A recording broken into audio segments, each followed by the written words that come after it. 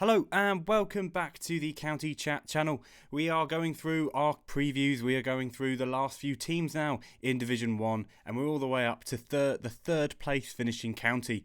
They play their net games at probably the most convoluted name of any ground in the country. It is the Cooper Associates County Ground, the home of the Southwest's finest cricketers, cider drinkers, and one of the clubs patiently waiting for their first county championship. It is, of course, Somerset County Cricket Club.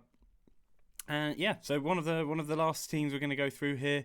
I've always had a bit of a soft spot for Somerset. Lots of lads I knew up from uni, from around the area. So they got one of the most sort of what's the word? I feel like they've got best identity, maybe one of the best identities to their sort of area. And I've literally just been watching the live stream of Somerset, and I think they've got a wonderful county setup and a wonderful commentary setup. And I think Somerset are just a great county for their cricket, and they have so many local players within them.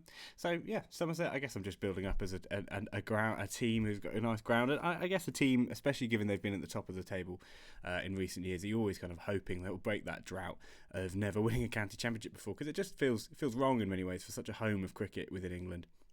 Anyway, onto their sort of leadership group. Head coach Jason Kerr, he's been sort of head coach for a while now at Somerset. He signed another contract extension during the 2024 season, so he's going to be the coach all the way through the 2026 season. He's a very highly talented coach, as I say. He's been around for a while, and Somerset clearly gels well with that kind of vibe they have going there. He'll be joined for Lewis Gregory. He'll be the sort of leadership group. He'll be having his second season as captain now, taking over from Tom Abel a few years ago. And sort of a relaxed captain, it seems like, and a very good, again, just kind of promoting this sort of nice positive vibes around the county that Somerset kind of just generally bring anyway, I think. Anyway, Somerset will kind of always have a general optimism going into seasons, especially as of late. I feel like for a lot of teams and a lot of clubs in any sport where there's sort of been a drought of a county championship win, it can sometimes be a bit, overbearing, maybe a bit of a big thing. But I think there's always been a strong sort of optimism around Somerset, and I think because recently they've been as close as they've probably ever been. They've come second a few times. They've been third place last year. They've been in and around it, a strong setup. And they I think have a nice feeling to their team because of the strong dosing of sort of Southwest talent they have in their team. Like, they have lots of players from Devon, lots of players from Somerset and Taunton around the area itself. So it's one of those where you feel there's a strong connection between the club and the sort of area, and that's always a nice. I feel that's a real nice thing, I think, for any team, having a real local presence within any team. I guess it's just been they've been agonisingly close over the last decade. So it's been interesting to see Somerset over the course of the next few years. They've got some really great young players in amongst their team, which I'm sure we'll get onto. So it'll be interesting to see sort of how it goes for Somerset. And they've had a bad start to the season. There's no sort of hiding behind it. So hopefully for their sake they can kind of turn it around. I think other than Nottinghamshire, there's been no real standout team who've really risen up. So they, a good run of mid to late season form, and before you know it, you could be nearer the top end of the table. Anyway, getting on to sort of the nuts and bolts of it, as we always do here in these previews. And I say they're previews again, we're well into the season, but it's kind of just a sort of update on the team and how they're looking for the rest of 2025. Anyway, the season started pretty excellently, not necessarily in a team result way, but maybe one of probably the outstanding moment of the early season has been Tom Banton. He scored the fifth highest county championship score ever, scoring 371 in their opening round game against Worcestershire. It's the third highest ever score at Taunton, which I thought was a funny coincidence, that of the 5 highest county championship scores ever, 3 of them have happened at Taunton now. But I guess it just shows the sort of the batting setup you have at Taunton. Quite a small ground. Once you get going on a flattish pitch, you can do very well. But funnily enough, despite having an opening fixture where obviously Banton scored that 371 and Somerset scored over 700 runs as a team, I'm actually going to be suggesting the batting is the sort of weaker side of the two main phases of the game, and we'll get on to sort of why. I feel like for batting for Somerset, I think that the issue is their consistency. I think they've got plenty of batters, and I think maybe this is the case for all Division 1 sides. But they've so much talent, but there is just quite a lot of streakiness within their lineup. The exception of that rule, I think, would be James Rue, who's just been selected for England for that sort of one-off test against Zimbabwe, but due to Jordan Cox's injury, as we were mentioning in the Essex preview in the last video. Obviously, this doesn't help Somerset in the meantime, but he's kind of, I would say, maybe the only batter who you'd say doesn't have that streakiness to him. It feels like every time he's batting in and around his average. So it'll be interesting to see for sort of Somerset's sake if anyone can kind of step up into that. And I think where the issues lie, I think is most obviously seen up at the top of the order. And we'll get onto that now. So their openers have changed quite frequently through the first few weeks. Sean Dixon and Archie Vaughan were the sort of the lead two to begin with, and Dixon's sort of a real veteran of county cricket. It's sort of 5,000 plus runs and an average of 32. But and again, as an opener, an average of 32 is not blowing your socks off. And I think he's 33. Last year, averaged 17 with the bat. And his 2025 wasn't looking a lot better before he got injured against Surrey. His replacement after that injury is international for Scotland. It's Andrew Umeed. But across his 31 first-class matches, and most of them as a opener, if not three, he averages just 21. I mean, there's bowlers who have better averages than that, and it's harsh on Andrew Umeed, but he's just not quite to the standard of a Division 1 opener to me. And yeah, I think these two being sort of Umeed and Dixon were sort of the senior openers, if you will. And they were just leaving Somerset often under a lot of pressure, as well as the other opener was Archie Vaughan, the young star who's sort of the son of the England great Michael Vaughan, and he's had a really tough start to the season with the bat. I think opening the innings against some of the lineups and bowling lineups they've faced, he's just proven a step too far for Archie Vaughan at this young age. I think it's not going to be surprising if he stays in and around the setup. I mean, I think he'll be in the team all season. I think they see him as a young player with that much talent, and I think he'll keep. I think if they continue to persist with sort of proper old school openers, I think he'll be the one they don't really get rid of. I guess it's sort of. I guess if you kind of compare the openers, I guess, to the teams around them and other first division sort of sides, they just at least one of the openers will have a kind of real high average or real proven run scoring, like 10,000, 11,000 first class runs. Even if it's an average of south of 40, you still got sort of proven consistent run scores, which I think when you really get down to it in the Division 1 of the County Championship is really what you need. And I think the numbers suggest a lot, but I think the numbers tell you a lot because of the depth of lineups that they've played for a long time. So if you've scored 9,000 runs over the course of 10 years, it's proof that you're just consistently getting big seasons, big runs at a goodish average. So yeah, so like teams around them to speak, usually they'll have one, if not two, openers who are just run machines. Essex have Elgar, for example, Burns and Sibley at Surrey, Hamid at Notts. I mean, even Ben Slater at Notts with him is someone Somerset would snap up. Alex Davies and Rob Yates at Bears, at Warwickshire, and then Hughes and Haynes at Sussex, who Somerset are playing this week. You could continue, because I think in Division 1 there's so many good examples of very good opening pairs, but I think it's clearly that if you look through this lineup, the kind of the openers are the obvious issue, and they are the obvious limiting factor, I guess you would say. At 3, last year and for most of this year so far has been the sort of standout performer in 2024. It's Tom Labenby, the young player who's I've always had a slight connection to, because one of the lads at uni I knew was his best mate, and I've always sort of been therefore cheering him on. And he had a really good year last year. He scored 941 runs, which was the lead in the team, and made a big step in the right direction for the lefty, because he's got a career batting average of 31, and I think like at the probably the start of last year, it was probably in the mid to high 20s. I think his talents are very obviously above that, and I think he was always going to find his way. He's done a lot of opening himself, Labenby. So again, whether or not he'll be moved into that opener slot throughout the season, as we'll get on to, Somerset have gone for a really out there sort of fix to their opener thing, which I think was a really cool one, and I'm interested to talk about that a bit later on in the episode. But anyway, I think he's going to be sticking around Somerset's team for a while, and I could have said that, but the fact that I just saw he posted on his Instagram he signed a contract extension this week to 2028 shows that Somerset see it in the same way, that he'll be around, playing for the county for a while yet. And again, continue with the sort of struggles with the openers and what that might lead to. I think him moving up to the top of the lineup means that Tom Abel, who's been at 4 all season, could go back to where his usual position used to be at 3.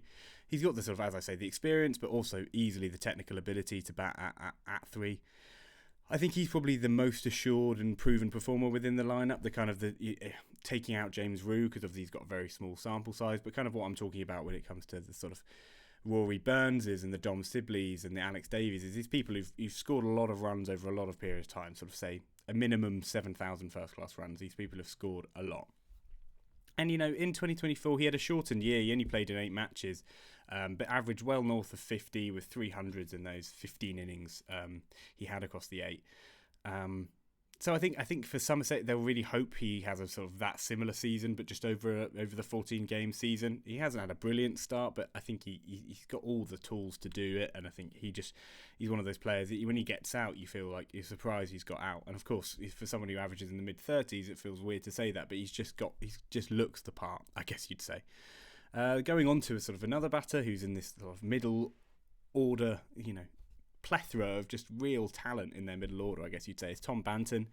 I think he's been one of the really cool stories of red ball cricket in recent years. He was a white ball specialist to come up, and he did brilliantly, got him into the England setup, but it's spoken very honestly about the fact that he sort of fell out of love of playing cricket. He actually didn't really enjoy it, and especially red ball stuff was, I guess if you're not enjoying it and you're out there for 4 days, it can really get you down. And in the last year, the way I've written is that he's had this sort of a red ball resilience. He's over the last 2 years, he's stuck with it. I think he's got his love and enjoyment back for the sport, and maybe trying to just see it as an enjoyable thing. And he's one of the most talented cricketers you'll ever be lucky enough to watch. I remember him scoring runs down when he was playing for the Brisbane Heat, and just some of the clean hitting he has is as good as it gets in England. And again, his 371 at Taunton against Worcester was something really, really special to watch. And I think he shows whenever he's in, he's just one of those players, once he gets going, it's almost impossible to stop him, because it just feels like any way you bowl to him, he can hit. And it's been, he had a really strong 2024. Easily his best red ball season to date. And then to start the season, obviously scored 371 in one big whack. So again, he hasn't had a massive season other than that. But again, if you told anyone by May you'd have at least 371 runs, he'd probably go snap your hand off for it, because he's got up to probably about 500 runs. I'm not sure of the actual number. Anyway, so he'll be looking like he's having a big 2025, and they'll hope he can have a big 2025. Again, like his namesake Abel, Banton will need to continue from that sort of gluttonous 371 at Taunton to go beyond that mark of 891 that he got last year, and I think he probably will. Again, scoring 371 in one fell swoop certainly helps that. So anyway, moving on to the just recently selected for England, James Rue. To this point, I think his scoring ability at a young age is genuinely unprecedented. As long as I've been watching cricket, as a wicketkeeper batsman, he's not even 22 yet. He's just gone past his 10th first-class 100 in that match-winning innings against Essex. I've said at Essex in my script here, but it was against Essex at Taunton. And he's the youngest Englishman since Dennis Compton in 1939 to reach 10 first-class 100. So at 21 and 114 days, so that's almost literally almost 100 years since someone that young has scored that many runs. And as much as Dennis Compton is an absolute legend, Rue's doing this in the modern game. Where there's more of a sort of standardised level of batter and bowler, if you will. And he's a wicketkeeper batter. I think maybe old headers of the game would say that's more of the issue. Is more of the thing at hand. Is he's been a wicketkeeper batsman who's averaged 43 and scored 10 first-class hundreds in the course of 2.5 or 2 and a bit seasons, and it's very impressive. And I think he has all the temperament and skill to be a successful Test player. Again, I just was watching him playing against Sussex this morning, and he just looks all the part of it. And you can tell by the way that people from Somerset talk about him. It's like, they know they've got someone really, really special. And I think it's clearly his psychology around the sport as much as his sort of technique, and he just makes it look incredibly simple. Of course, his gain will be Somerset's loss and the fact that he won't be available, maybe. But again, because it's a one-off test, and the fact that Jordan Cox's injury doesn't look too serious, I think it's just a side strain. I mean, side strains notoriously take a while to come back from, but I think for a batsman, it's not as sort of big of an issue, if you will. But he'll definitely come back in 2025, I'm sure. And again, unless he gets any unfortunateness against the injury. As I've said, England have been great and have given him back to Somerset for this game before against Sussex a week before, Zimbabwe. But yeah, to sort of fill in with other batters who are just sort of in and around the setup and, are worth mentioning. Tom Kohler-Cadmore, who's in Pakistan at the moment, playing the white ball format there. He's got a real, I think he's now become a real white ball specialist, but he's played over 100 red ball matches with an average in the 35s. And I think he's got an ability to wicketkeep. I don't know if he's wicketkeeps in a while, but I definitely know he does. So again, this is sort of vaguely with the mindset of if James Roux kind of did super well for England and they just kept him in the side, who would come in.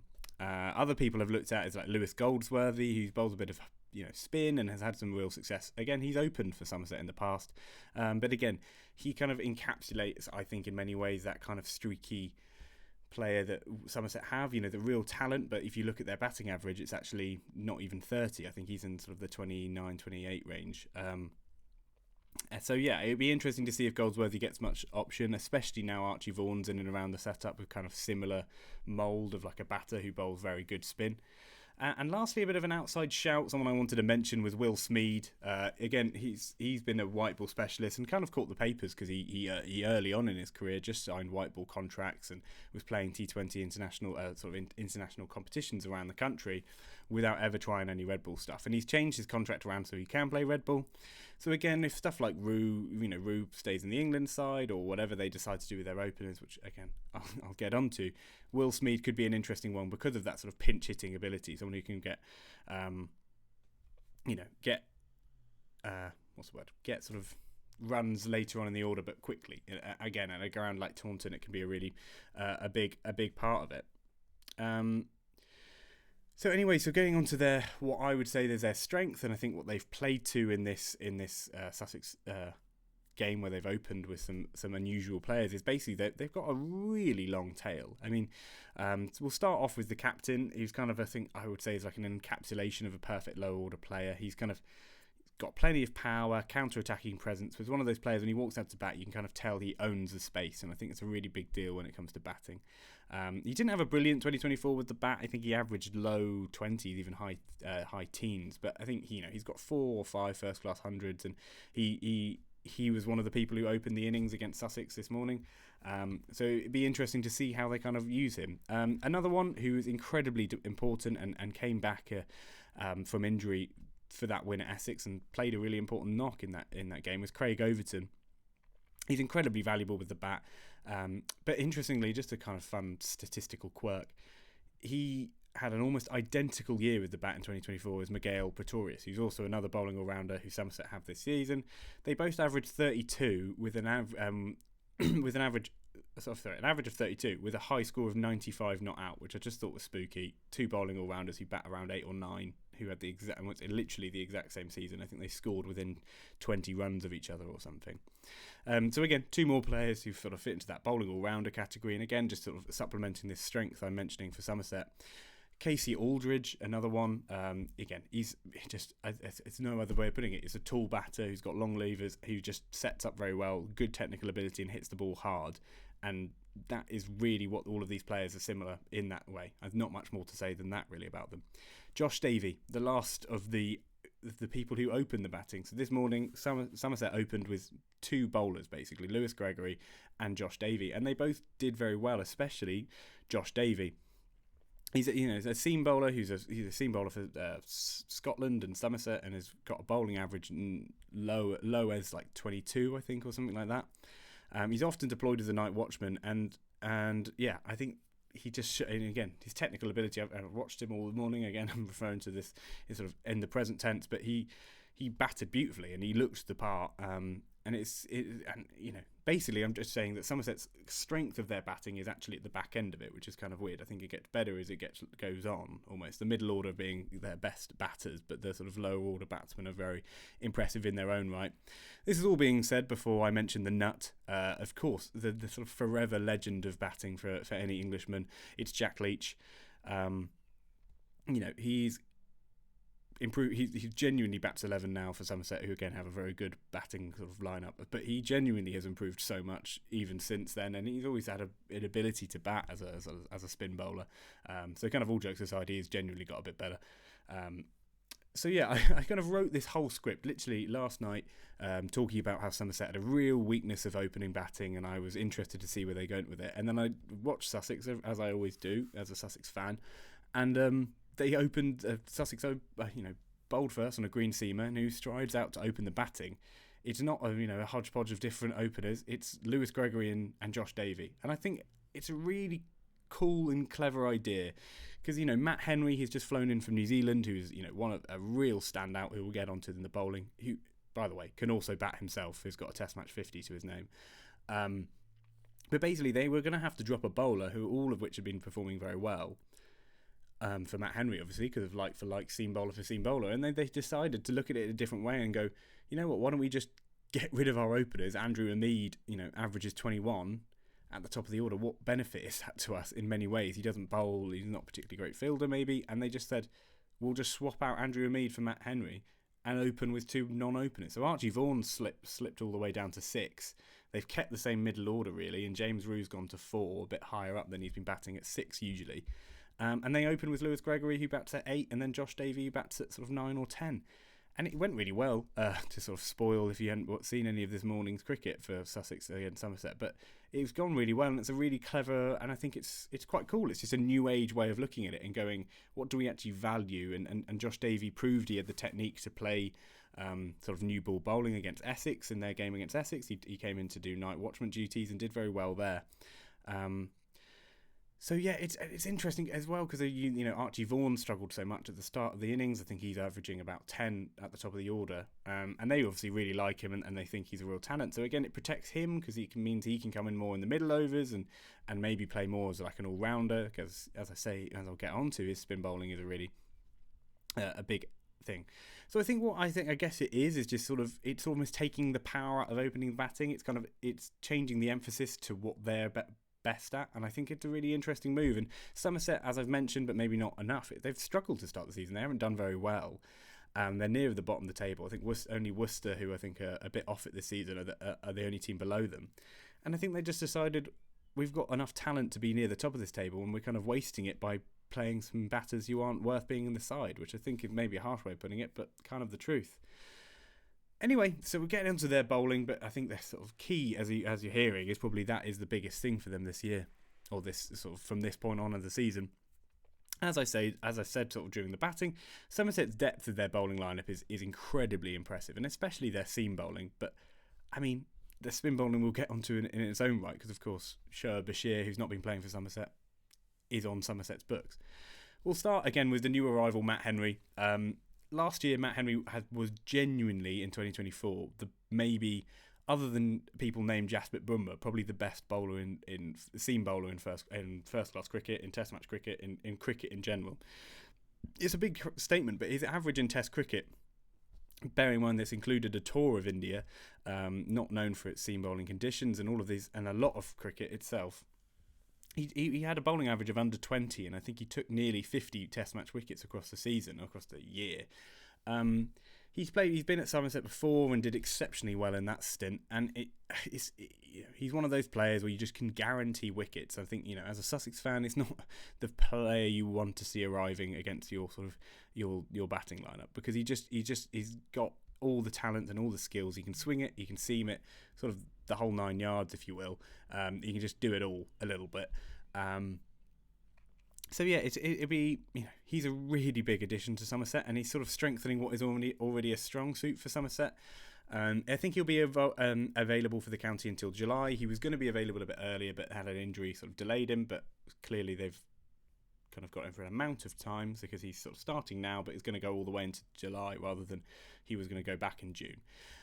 Anyway, not really that interesting, but I guess my point being is that hopefully he can be that for Somerset. He'll be the catalyst for sort of a turnaround in their campaign in 2025. Anyway, speaking of, Lewis Gregory and all of how important he is to this team, he's a great practitioner for Somerset at the top of the lineup. He's a proper swing bowler, really, really talented.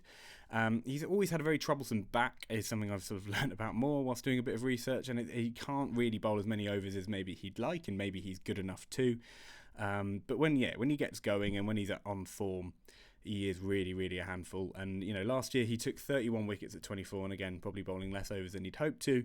But, I think with the depth they have, I think it kind of suits him because he can bring himself on in short spurts and maybe not put too much pressure on his back, which was probably happening when, if you know your own body and you know how it's feeling, you can probably play off how well it can go a bit better. Anyway, the lead seamer for Somerset so far this season, though, has been Miguel Pretorius. He's taken 15 wickets at an average of 21 so far. Bear in mind his bowling average for sort of a full season last year was 39. So it's a big jump in bowling average, and really important one for Somerset, and they would have hoped, and important one for Pretorius because you don't really keep an overseas pro if he hasn't really delivered with his main skill like he did last year for a second year if he didn't do well. So yeah, he'll be really happy to start this season and that he sort of delivered what they probably saw and the talent that they show, because again, over the course of one season the numbers can skew, and of course I know that while I'm looking at all these numbers through last season and all of that, but it's nice to see for his sake that he's having a better season. Anyway, a sort of similar bowler, and as I was saying in the bowling all-rounder, very similar player in many ways to Miguel Pretorius is Craig Overton. He's been a big part of Somerset's success over the sort of 7 or 8 years, I guess, that they've been very, very good, and he's probably, and he was a huge part of their win, as I say, against Essex last round. Overton, who this year will probably pass 500 wickets, I think he's 22 off it. So if he plays the rest of the season, he would likely go past it. I think that kind of shows his prolific nature as a seamer. I think his bowling average is near 24. I think in my head it would be a lot higher than that, and I'm usually quite good with remembering the numbers of him. But I think it proves he's one of those players who's sort of substanced over style sometimes. He bowls those hard overs in the middle, in bowls short and aggressive, but can also do all the stuff up top, swing it and seam it around. His first Test match wicket was Steve Smith, don't forget. So that was prime Steve Smith at the time down in Australia. So he's got plenty of talent, does Craig Overton. I think that's not shocking to anyone. Another sort of fast bowler in the bowling battery, and again, he's a young fast bowler, and I'd say he's very similar to almost Craig Overton almost about 10 years ago now, is Casey Aldridge. I think, as I said just then, he's got a built in a similar way to Craig Overton, and again, a bit more speed now, but I think probably at the same time he probably did have similar speed, and he went on the Lions tour down to Australia this winter just gone and performed quite well there, but didn't get picked all that much, and then started the season on a flat, as I was talking about, with this flat pitch at Taunton where Somerset scored over 700, and in their Worcester's first innings took fifer and managed to extract something that kind of no one else did on this pitch. So it'd be an interesting one. It's one of those where he sort of he hasn't done much sort of since that, but as a sort of bowling all-rounder in a team which has got a lot of good bowlers, it's kind of all you need is a few really good performances, match-winning performances. Well, in that case, it wasn't match-winning, but kind of match-changing performances, let's say. And yeah, it's very interesting. See how his season goes, and I think again he's someone they can manage his workloads a lot, and I think England will hope they do, because I think he's sort of a bit maybe a bolter for the Ashes, or someone they will look in the future, because I think in my head he sort of fits all the tick boxes of what England are looking for in seamers at the moment. Anyway, Josh Davey, a sort of fast bowler turned opening batter as of this morning, is an incredibly talented bowler. I mean, he's Scottish international, he's consistent wicket taker in all formats, but in a sort of a bowling average of just under 24 for over 200 first class wickets. I think it's just, he's a really good bowler. It's sort of as simple as that, and I think without his batting, unfortunately, because he is a really good bowler, but I think he would have been the most likely to get dropped for someone like Matt Henry. So his batting to start this season has been a massive deal for his own career in staying in the lineup, because I think in Somerset's team he's always been the seamer that might drop out, and if they were resting people, or if again they're bringing in someone like Matt Henry. So for his sake, it's a really big deal that his batting is going as well as it is at the moment, and he's technically just looking really good. Again, I'm talking about his batting when I should be his bowling. I guess in many ways he's a right arm seamer who's good at swinging the ball. It's kind of the classic of good bowlers from England. I know that sounds stupid, but I could say that of literally all of these players, that they've got the kind of similar sort of skills. Anyway, again, speaking of the sort of similar sort of skills and similar body shapes and all of that sort of thing, Jake Ball is on Somerset's lineup. He's gone on a loan to Durham for 2 weeks, took 5 wickets there, and now has just gone on a second loan down to Kent, and is playing for Kent at Bristol this weekend.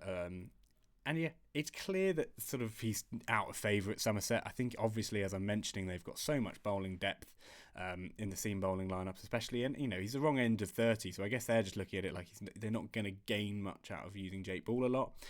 So hopefully for his sake, his contract maybe is nearing its end, so he can just find a permanent home elsewhere. Because they've got a lot of good young players and a lot of good young bowlers and a lot of good bowlers who are sort of the same age, who they clearly rate higher than they do Jake Ball. Anyway, sort of another, so yeah, bit negative for Jake Ball there in Somerset. And my point is that he's well good enough to be a first division fast bowler. It's just basically there's no space for him in this Somerset team. As I've said, with that 5 wickets for Durham, it shows he's still of that calibre, but it's just a case of finding somewhere he can play a lot more. It's more of a case of right fit rather than me not being a fan of Jake Ball, to be clear. Lastly, of the sort of seam bowling ranks, Alfie Ogborn. I can't say I know much about him. I can't even say I've seen him bowl. His stats are pretty good, but he is also on that 2-week long stint down in Kent, and sort of Somerset fans will hope he'll be playing more in the latter stages of that half, because he's not playing in the game at Bristol.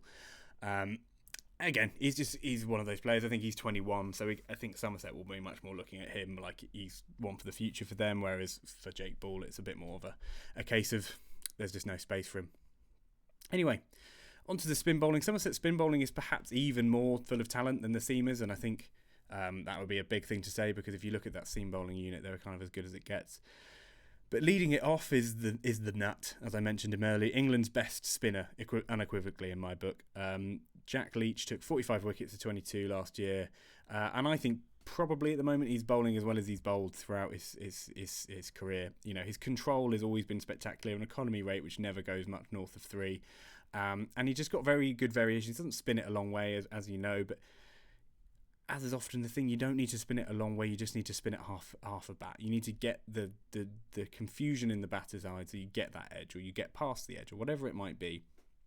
And Jack Leach has all of that, and all the variations in seam angle. I mean, I'm not a spinner, a pace bowler. I know more about that kind of world, but just from my eye, as someone who would try and, if you're trying to face it or trying to shape up to it, it just seems like a nightmare, because you're never getting a bad ball, really.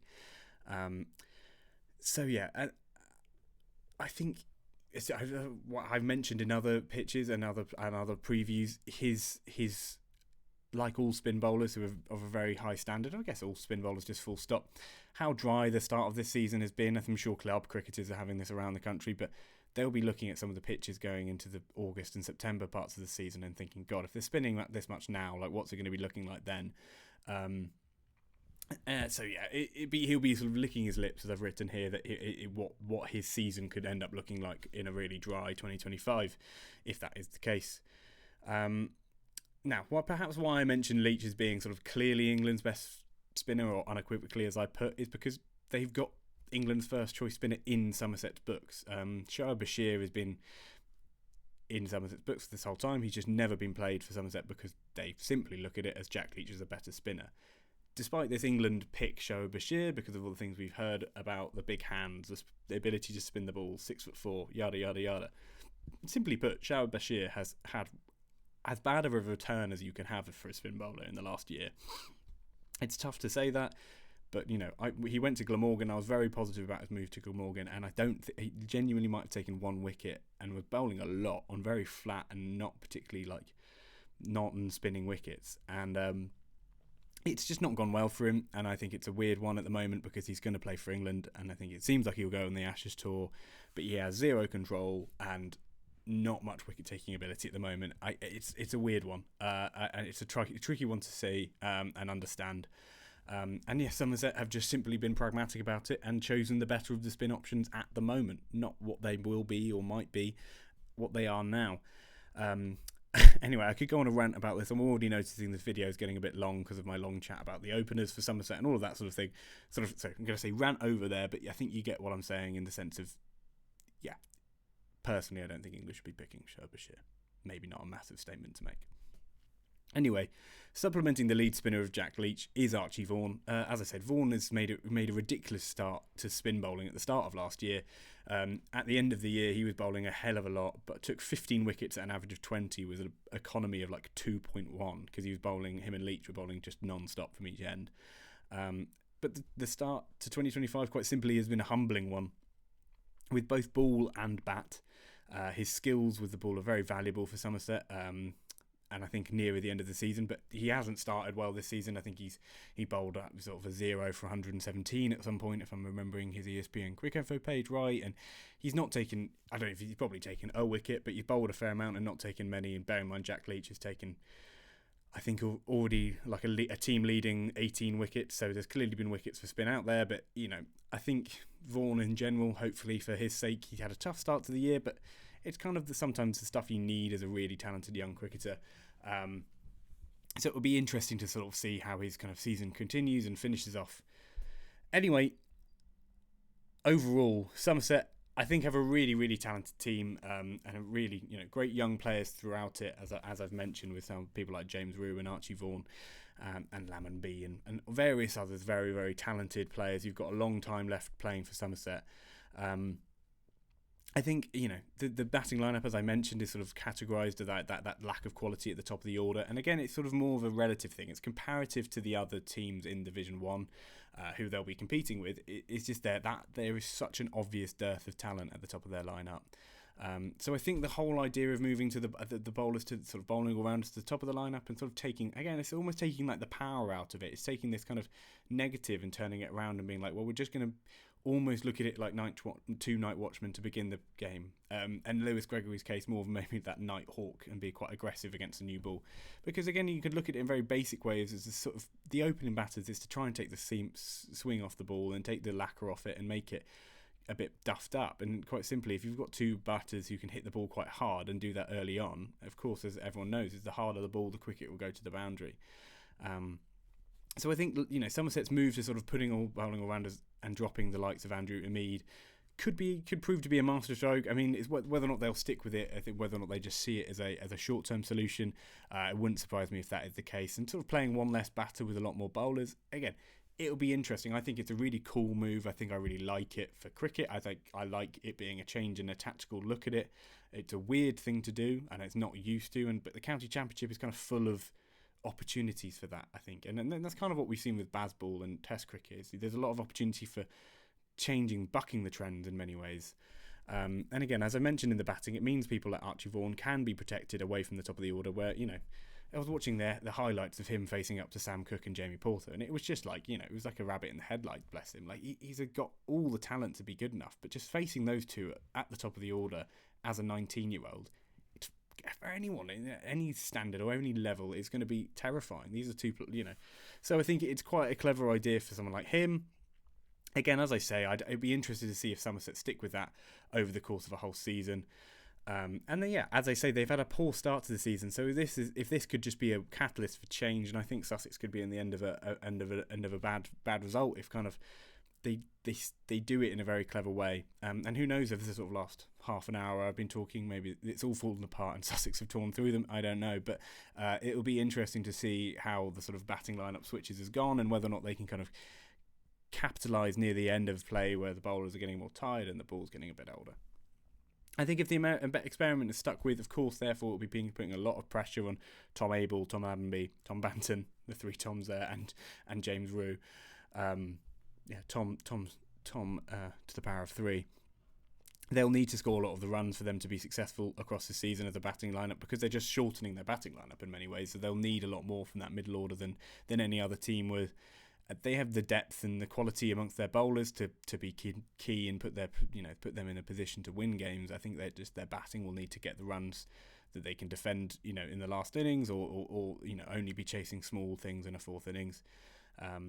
I think for me, I think that this change could be exactly what the doctor ordered. Just change the vibe, change the sort of aesthetic, and as I say, it's sort of taking that power out of the opening section of the innings.